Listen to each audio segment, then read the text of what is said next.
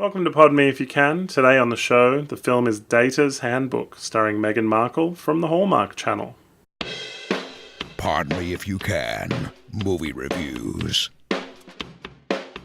Cassandra Brand, Meghan Markle, is a successful businesswoman that always chooses the wrong type of guy.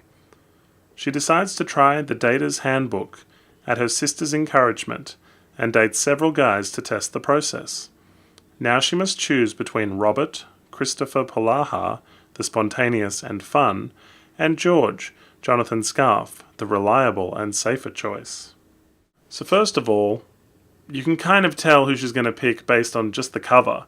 I mean, there's a James Masters, Spike from Buffy looking guy, then there's a taller, handsome, smilier guy who also makes it to the back of the box.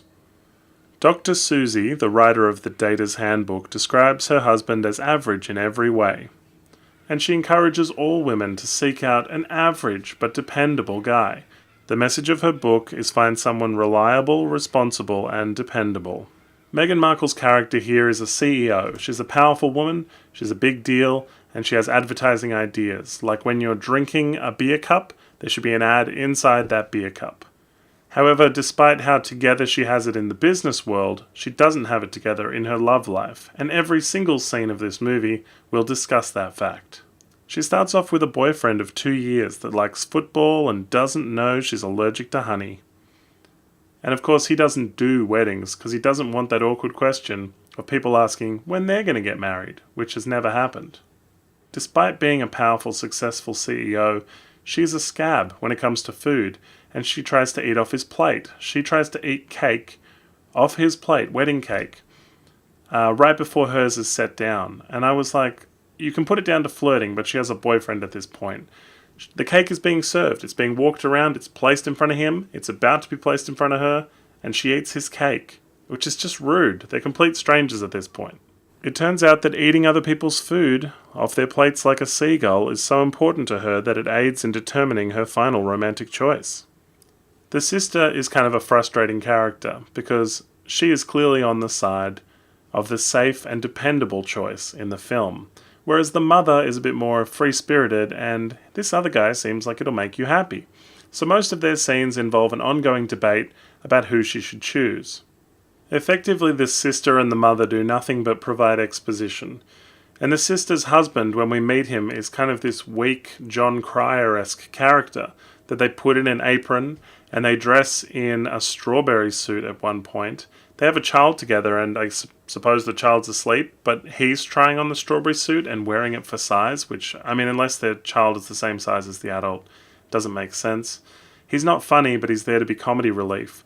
All that we get from these scenes is that the sister and her husband have a terrible marriage, because he's like, what book are you guys reading? Sorry, the Data's Handbook, huh? And then he's like, what's going on now? And also, he says things like, I thought she was dating that other guy. Like, he's so out of the loop, it's not funny at all. And they're there to provide this debate, but it's so obvious the whole time who she's going to wind up with that it feels like you're just going through the motions. They dress Robert very similarly to her. They both have dogs called Duke and Daisy. They like running and going to the park and have a million things in common.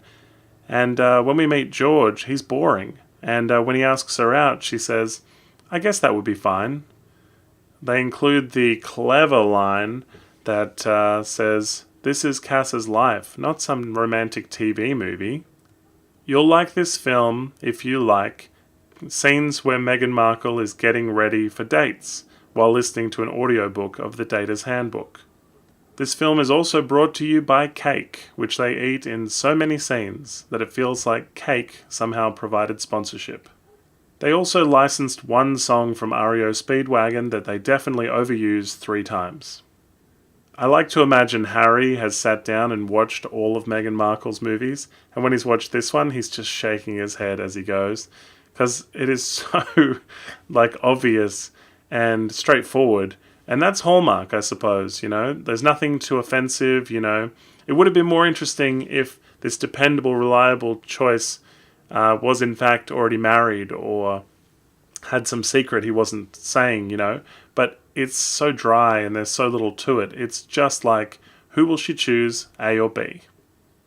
Elements of this film are very cheap. There's some bad green screen work, and the opening titles are Courier, so not a lot of stretch to find a font. This film tells you that you can literally date by the book, or you can choose who you actually like. And on paper is different to how people actually are. It's a very straightforward film. It's only 85 minutes, so it's inoffensive. And if you want to see Meghan Markle act in something that isn't Suits, I don't know what else she's been in, but she's the lead in this. Thanks for watching. If you like what you see, please hit the subscribe button. Like us on Facebook and follow us on Twitter. Check out our podcast at www.podmeifyoucan.com.